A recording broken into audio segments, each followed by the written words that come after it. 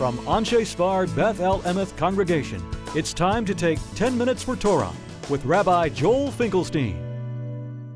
Welcome to our discussion of Tisha B'Av, our personal relationship with the temple, with the Beit Hamikdash. Rav Joseph B. Soloveitchik of blessed memory said that the mourning practices of Tisha B'Av are parallel to the mourning practices of a person who, God forbid, loses a close relative, mother, sister, brother, father, mother, son, daughter, or God forbid, a spouse. Those laws which take place first during the Shiva, then during the Shloshim, the 30 days of mourning, then during the 12 months following that, those laws parallel the laws of this period of the year, the 3 weeks, which are parallel to the 12 months of mourning, the 9 days before Tisha B'Av, paralleling the 30 days of mourning after the loss of a loved one, and Tisha B'Av itself, paralleling the actual Shiva, the actual 7 days of intense mourning. And then there's a period between the death and the funeral known as Aninus, and that period is paralleled by the last meal, the mourner's meal right before the fast, the Surim Hafsekes, the last meal, and that is done sitting on the floor, as the Rambam says, as if the dead, the deceased, is right in front of you.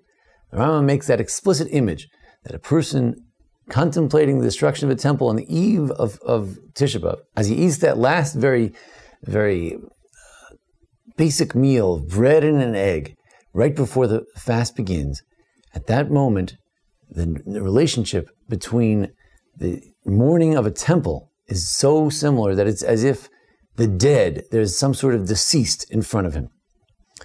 But this parallel, truth be told, is not absolute. As a matter of fact, before the Ashkenazim instituted this notion of the 3 weeks, that there's an extension, the Ramah mentions it, Rabbi Isaac Turner mentions not to get married during this 3-week period. Before this extension of the 3 weeks, from the 9 days to the 3 weeks, the Talmud simply had the notion of this period beginning with the week of Tisha B'Av. And the week of Tisha B'Av was parallel to the 30 days, but there was nothing parallel to the 12 months.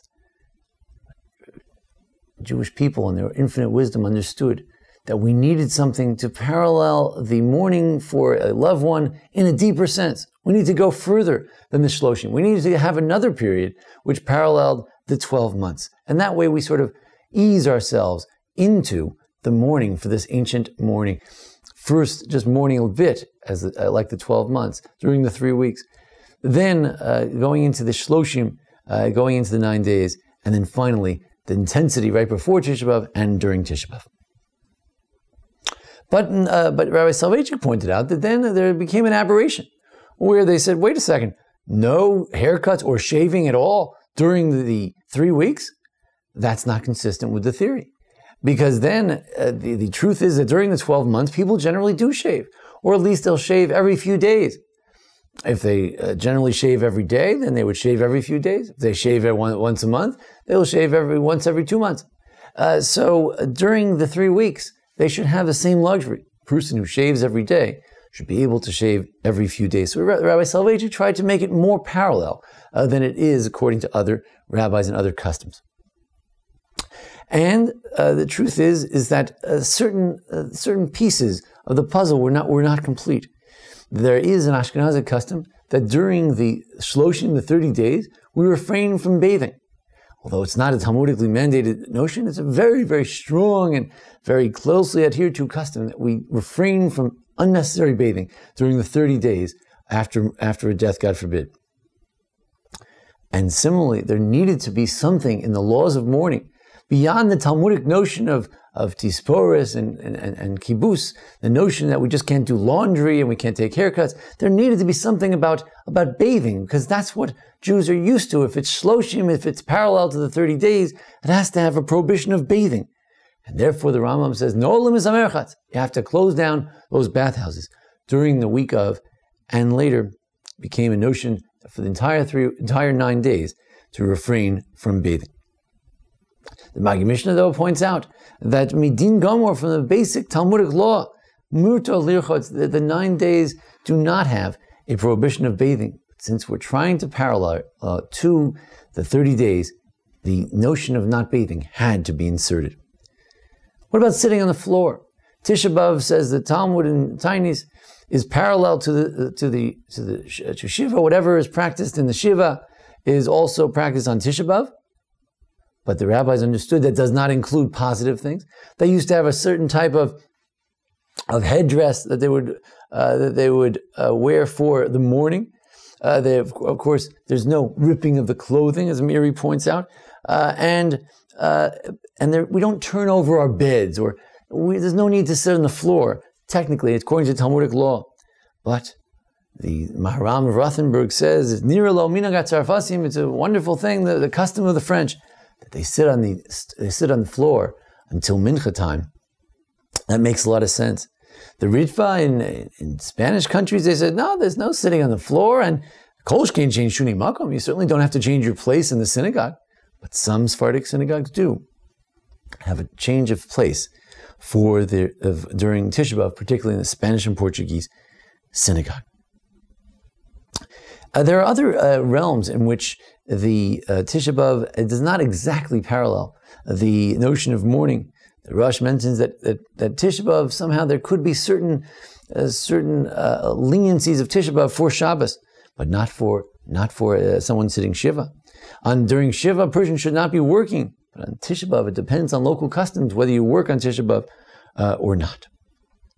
So overall, there has been an attempt over the years to make the laws even tighter, even more deeply connected with the laws of mourning, to the extent that we today refrain from bathing during the Shloshim. We treat the 3 weeks similar to the year of mourning. We do sit on the floor on Tisha B'Av, and many people do refrain from work on Tisha B'Av as well. What is the concept? What is the notion that Tisha B'Av is similar to the death of an individual?